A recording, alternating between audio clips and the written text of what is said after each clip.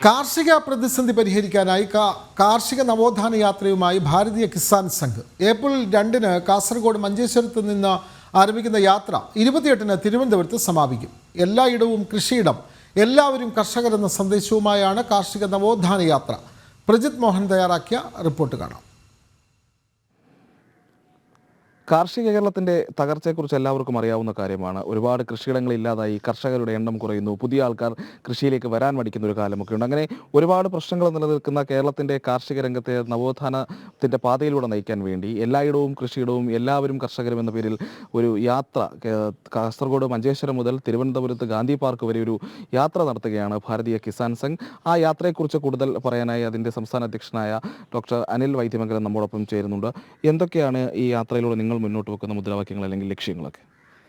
കേരളത്തിൻ്റെ തകർന്നടിഞ്ഞു കിടക്കുന്ന കാർഷിക മേഖലയെ രക്ഷിക്കുക എന്നതിൻ്റെ അടിസ്ഥാനത്തിലാണ് ഈ യാത്ര സംഘടിപ്പിക്കുന്നത്. കേരളത്തിൽ കാർഷിക മേഖല അനുഭവിക്കുന്ന ഏറ്റവും വലിയ പ്രതിസന്ധികളിൽ ഒന്ന് കൃഷിയിടങ്ങൾ കുറഞ്ഞു വരുന്നു എന്നുള്ളതാണ്.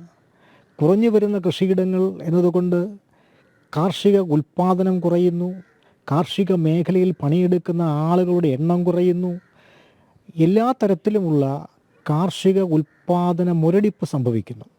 ഇതിനെ പരിഹരിക്കുന്നതിന് വേണ്ടി കേരളത്തിലെ സമസ്ത ജനവിഭാഗങ്ങളും കൃഷിയിലേക്ക് തിരിയണം എന്നാഗ്രഹിച്ചുകൊണ്ട് എല്ലാ ആളുകളും കൃഷിക്കാരായി മാറുന്ന, നമ്മുടെ കൈവശമുള്ള ഒരു പിടി മണ്ണുണ്ടെങ്കിൽ ആ മണ്ണും കൃഷിക്ക് വേണ്ടി ഉപയോഗിക്കണം എന്നുള്ള കാഴ്ചപ്പാടിൻ്റെ അടിസ്ഥാനത്തിലാണ് എല്ലായിടവും കൃഷിയിടം, എല്ലാവരും കർഷകർ എന്ന മുദ്രാവാക്യം ഉയർത്തിക്കൊണ്ട് ഈ കാർഷിക നവോത്ഥാന യാത്രയ്ക്ക് ഭാരതീയ കിസാൻ സംഘ് ഒരുങ്ങുന്നത്. മറ്റൊരു കാര്യം ചോദിക്കാനുള്ളത്, ഇപ്പോൾ ഈ നെൽവയലുകളൊക്കെ കുറഞ്ഞുകൊണ്ടിരിക്കുന്ന കാലമാണ്. ഇപ്പോൾ ഈ നെൽവയർ തണ്ണീർത്തട നിയമത്തിലൊക്കെ ഇളവ് വരുത്തി സംസ്ഥാന സർക്കാർ അതിന് ആക്കം കൂട്ടുന്ന ഒരു സാഹചര്യമുണ്ട്. അപ്പോൾ ഈ ഇടത്തിൽ ഈ കാർഷിക വൃത്തിയെ സംരക്ഷിക്കാനുള്ള നയങ്ങളിൽ നിന്ന് സംസ്ഥാന സർക്കാർ പിന്നോട്ട് പോകുന്നതിൽ നിങ്ങളുടെ ഒരു അഭിപ്രായം അല്ലെങ്കിൽ ഒരു നിലപാടുണ്ട്? കേരളത്തിലെ നെൽകൃഷിയെ സംബന്ധിച്ച് ഏറ്റവും വലിയ പ്രശ്നമെന്ന് പറയുന്നത് നെൽകൃഷിയിടത്തിൻ്റെ അളവ് കുറയുന്നത് മാത്രമല്ല, കാർഷിക മേഖലയിലെ പ്രധാനപ്പെട്ട 3 അടിസ്ഥാന ഘടകങ്ങളുണ്ട്. 1 കർഷകൻ, 2 പരിസ്ഥിതി, 3 ഉപഭോക്താവ്. ഈ 3 വിഭാഗങ്ങളെയും സമഞ്ജസമായി കൂട്ടിയിണക്കിക്കൊണ്ട് മാത്രമേ ഒരു കാർഷിക മുന്നേറ്റം സാധ്യമാവുകയുള്ളൂ.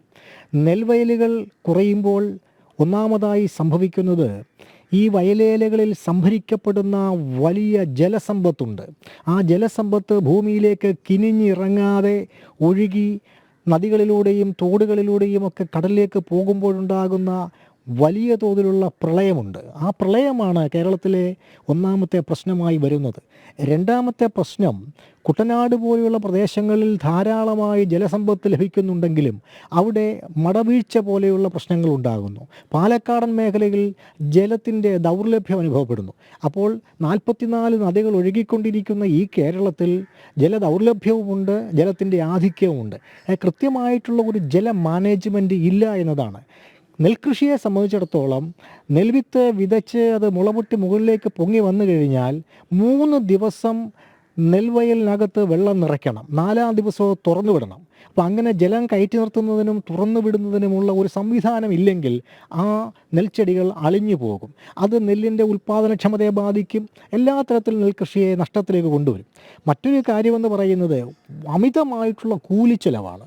അപ്പോൾ കൂടുതലായി കേരളത്തിൽ കാർഷിക മേഖലയിൽ തൊഴിലാളികളെ ആശ്രയിക്കുന്നത് കൊണ്ടും തൊഴിലാളികളുടെ ദൗർലഭ്യം അനുഭവപ്പെടുന്നത് കൊണ്ടും വർദ്ധിച്ച കൂലിച്ചെലവ് മൂലവും യന്ത്രവൽകൃത സംവിധാനങ്ങളുടെ അഭാവം മൂലവും കേരളത്തിൽ കൃഷിപ്പണി, പ്രത്യേകിച്ച് നെൽകൃഷിപ്പണി വലിയ സങ്കടകരമായ അവസ്ഥയിലേക്ക് നീങ്ങിക്കൊണ്ടിരിക്കുകയാണ്. ഇത് കൂടാതെ എല്ലാവിധ കഷ്ടപ്പാടുകളും അനുഭവിച്ച് ഉൽപ്പാദിപ്പിക്കുന്ന നെൽമണികൾ സർക്കാരിൻ്റെ സംവിധാനങ്ങൾക്ക്, സപ്ലൈകോ അടക്കമുള്ള സംവിധാനങ്ങൾക്ക് കൈമാറിയാൽ അതിൻ്റെ വില കർഷകന് ലഭിക്കുന്നതിൽ വലിയ താമസം നേരിടുകയാണ്.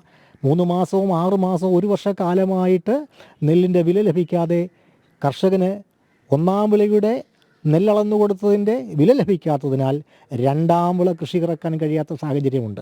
അതുകൊണ്ട് നെൽകർഷകർ ആത്മഹത്യയുടെ വക്കിലേക്ക് നീങ്ങിക്കൊണ്ടിരിക്കുകയാണ്. ഒട്ടും ലാഭകരമല്ലാത്തൊരു കൃഷിയാണ് നെൽകൃഷി.